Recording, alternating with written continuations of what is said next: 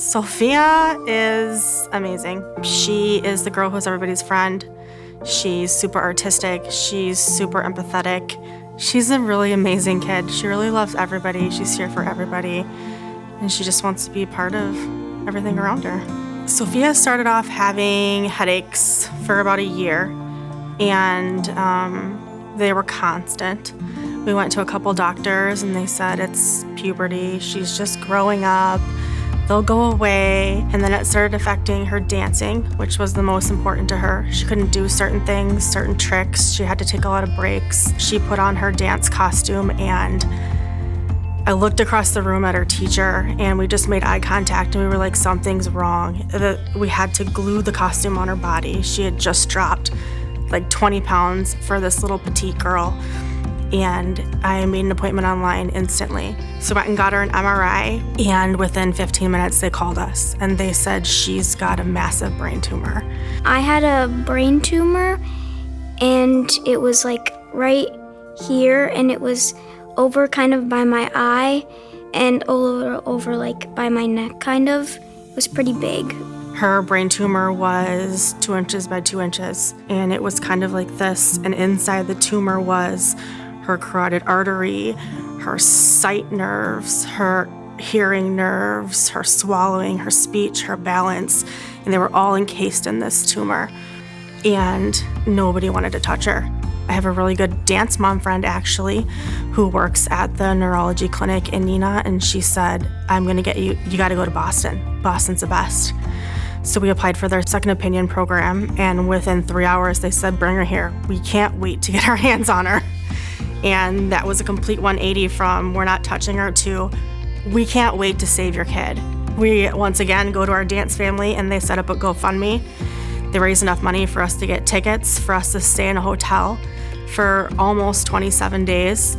And they got us there. We got there, we instantly saw the neurosurgeon, and they said it has to come out. I was really scared, to be honest. I was nervous for like the surgery because I never had a surgery before, and this was a pretty big surgery to have for my first surgery.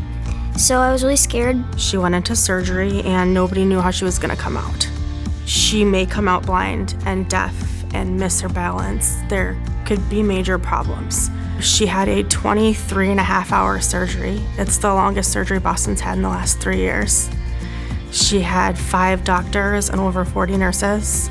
Gradually, as she came off the breathing tube, she got everything back step by step, and she was the hardest working kid in this ICU that you would ever meet. I just remember every day she started with 11 IVs, and every day we'd count her IVs. We'd be like, we've only got 5 IVs left. We're almost done. We only got 4 IVs left. But now it was time to recover. Now it was time to see, do we have balance? How is our vision? We're gonna get that checked. How is our hearing? When I was, up and moving, I had like my physical therapists kind of help me like, moving and stuff. And I was kind of like, I was like hard on myself. I was like, I'm gonna walk right now. And they're like, no, you shouldn't walk. It's like, I wanna walk right now because I wanted to dance so bad. I just wanted to get going. We had this big group chat, and it was like, she can hear. Today she can hear. And today she can see, and today she can write, and today she walked down the hall by herself. The biggest thing we have to go through now is getting these 52 stitches healed. That's what we have to do.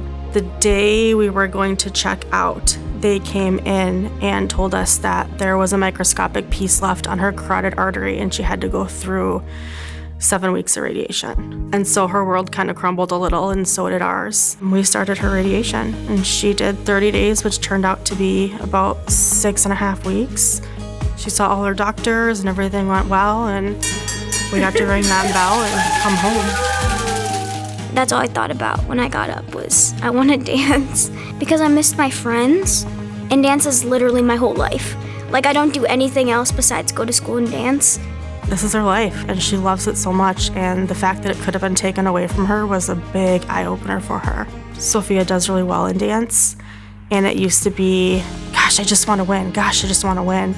And she came back, and she's just like, I'm so lucky to be on this stage. Her view of it has changed so much. She just wants to dance. Trophies are great, but being able to use your 2 feet are amazing. she came back, and you would think that this girl is already amazing and loves dance enough and is humble and is kind and is sweet. And then the minute she came back, she was even more than that. She was even more humble. She was even more grateful. And yet I don't even think that's possible, but it happened. I'm just amazed by her. Just amazed.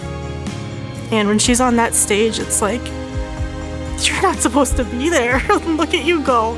She went to nationals this year, had 105 kids. She took home a 3rd place title. And 7 months ago, she was in surgery in an ICU in Boston. Her goal was, I'm coming back, Mom, and she did it. And I am so proud of her. That kid enjoys Disney like a 4-year-old who's seeing their very first princess. It's her happy place. I think it's so many people's happy place. The first thing she said is, I want to go. Make a wish for my family is a huge sign of hope.